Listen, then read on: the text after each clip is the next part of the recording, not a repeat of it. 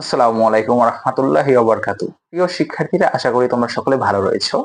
আজকের ভিডিওটিতে তোমাদের করানো হবে নবম ও দশম শ্রেণীর অনুশীলনী 9.2 এর 15, 16 এবং 17 নং অঙ্কের সমাধান। তো তোমাদের 15 নংয়ে বলা হয়েছে, দেখাও যে sin 3a = cos 3a যদি a = 15 ডিগ্রি হয়। তো এখানে আমাদের শর্ত দিয়ে দিছে a হবে কত, 15 ডিগ্রি। তো সমাধানের জন্য আমরা প্রথমেই লিখে নেব দেওয়া আছে। তো আমাদের মান দিয়ে দিছে a = 15 ডিগ্রি। তো এবার আমাদের লেফট সাইডে দেওয়া রয়েছে sin 3a sin 3 যেহেতু এখানে কোনো চিহ্ন নাই, অবশ্যই এটা গুণ হবে। তো এর মান আমাদের বলে দিয়েছে 15 ডিগ্রি। তো এর জায়গায় আমরা 15 ডিগ্রি বসালাম। এবার দেখো sin 3 এর সাথে 15 যদি আমরা গুণ করি, তো 3 15 45 মানে 45 ডিগ্রি আসে। তো আমরা sin 45 ডিগ্রি মান জানি 1/√2। ওকে, এটা লেফট সাইড হয়ে গেল আমাদের। এবার রাইট সাইড করি আমরা।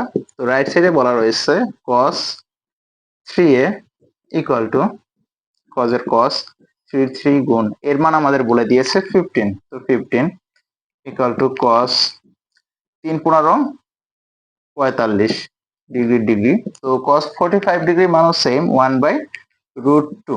দেখো আমাদের লেফট সাইডের সাথে রাইট সাইড মিলে গেছে। সমান সমান আমরা লিখতে পারি লেফট সাইড, যেহেতু এগুলো দেখাতে বলেছে তাইলে showed।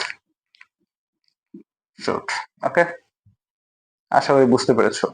প্রিয় শিক্ষার্থীরা, তোমাদের 16 নংয়ে বলা হয়েছে sin 2a = 2 tan a by 1 plus tan square a যদি a = 45 ডিগ্রি হয়। তো এটার সমাধান 15 নংয়ের মতোই প্রায় দেওয়া আছে। তো আমাদের এখানে এর মান দিয়ে দিয়েছে 45 ডিগ্রি। তো আমাদের লেফট সাইডে দেওয়া রয়েছে sin 2a = sin এর sin 2 এর 2 ইনটু এর মান আমাদের বলে দিয়েছে 45 ডিগ্রি।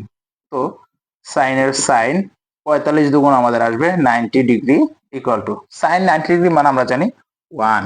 ওকে, তো এবার আমাদের রাইট সাইড যদি আমরা করি, তো রাইট সাইডে দেওয়া রয়েছে 2 tan a by 1 plus tan square a। তো উপরে 2 এর 2 ইনটু tan এর মান আমরা জানি 45 ডিগ্রি। নিচের 1 এর 1 প্লাস tan এর tan স্কয়ার এর মান আমরা জানি 45 ডিগ্রি। এবার দেখো 2 এর 2 ইনটু tan 45 ডিগ্রির মান আমরা জানি 1 এবং নিচেও সেম একই 1 এর 1 প্লাস tan 45 ডিগ্রির মান জানি আমরা 1, যেহেতু স্কয়ার রয়েছে তা আমরা স্কয়ার দিয়ে দিলাম। ওকে, তো দেখো উপরে আমাদের আসে 2 অক্ষে 2 এবং নিচে আসে 1 প্লাস 1 কে যদি আমরা স্কয়ার করি আমাদের আসে 1। তো উপরে 2 এর 2, নিচে আসে 2 আর 1 সরি 1 আর 1 2। তো কাটাকাটি যায়, 2 অক্ষে 2 2 অক্ষে 2। তো উপরে থাকে আমাদের 1। তো এটাই আমাদের লেফট সাইডে মিলে গেছে। তো দেখো সমান সমান আমরা লিখতে পারি লেফট সাইড শোড। এটি শোড। তো আশা করি তোমরা বুঝতে পেরেছো। প্রিয় শিক্ষার্থীরা, তোমাদের 17 নংয়ে বলা হয়েছে tan 2a = 2 tan a by 1 minus tan square a যদি a = 30 ডিগ্রি হয়। তো প্রথমে আমাদের লিখতে হবে দেওয়া আছে।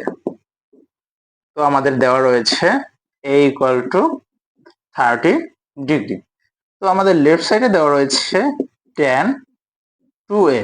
তো আমরা এখানে যদি এর মানটা বসিয়ে দেই তাহলে tan 2 ইনটু এর মান আমাদের 30 ডিগ্রি।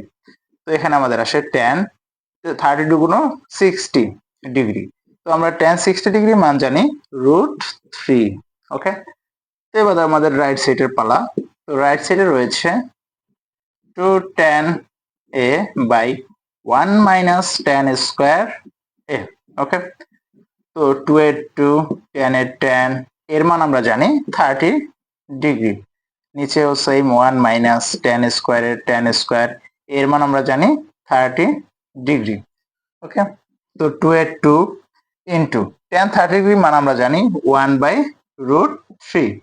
নিচের 1 এর 1 মাইনাস tan 30 ডিগ্রি মান জানি আমরা 1/√3, যেহেতু স্কয়ার রয়েছে তাই স্কয়ার। ওকে, দেখো সমান সমান কোনো কিছু গুণ আকারে থাকলে সেটা সবসময় উপরে গুণ হয়। তো 2 অক্ষে 2 এবং নিচে রয়েছে √3 এবং নিচে যদি আমরা স্কোয়ারটা করে দেই তো 1 এর 1 মাইনাস 1 কে স্কোয়ার করলে আমাদের আসবে 1 এবং নিচে √3 কে স্কোয়ার করলে স্কোয়ার রুট কাটাকাটি যাবে, তো থাকবে আমাদের 3। তো দেখো উপরে যা আছে তাই, এবং নিচেরটা যদি আমরা লসাগু করি তাহলে আমাদের আসবে 3 3 অক্ষে 3 মাইনাস 1 এর 1। ওকে, তো আমাদের এখানে থাকে 2/√3 ইনটু, দেখো এটা আছে ভাগ আকারে, যদি গুণে কনভার্ট করে দেই, আচ্ছা আমরা আরেক লাইন বাড়িয়ে করে দিচ্ছি, সমস্যা নাই। দেখো তো এখানে আমাদের থাকে উপরে 2/√3 এবং নিচে থাকে 3 থেকে যদি 1 কমে থাকে আমাদের 2 এবং নিচের 3। দেখো ইকুয়াল টু, আমরা স্কোয়ারটা করে দিয়েছি। Okay good.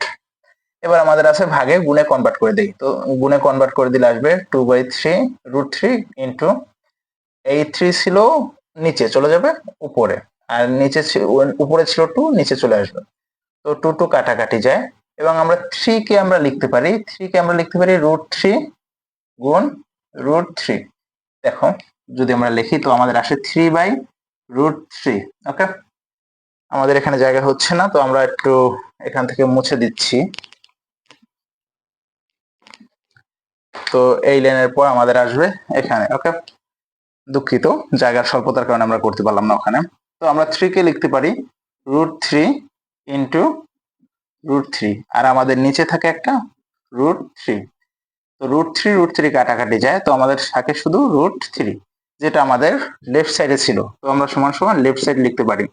তো এটাই আমাদের যেহেতু মিলে গেছে লেফট সাইডের সাথে, তো আমরা লিখতে পারি কি সৌট। তো আশা করি প্রিয় শিক্ষার্থীরা তোমরা অঙ্কগুলো ভালো মতো বুঝতে পেরেছো। যদি অঙ্কগুলো বুঝতে পারো তাহলে অবশ্যই লাইক, কমেন্ট, শেয়ার করতে ভুলবে না। ধন্যবাদ সকলকে, দেখা হচ্ছে পরবর্তী ক্লাসে।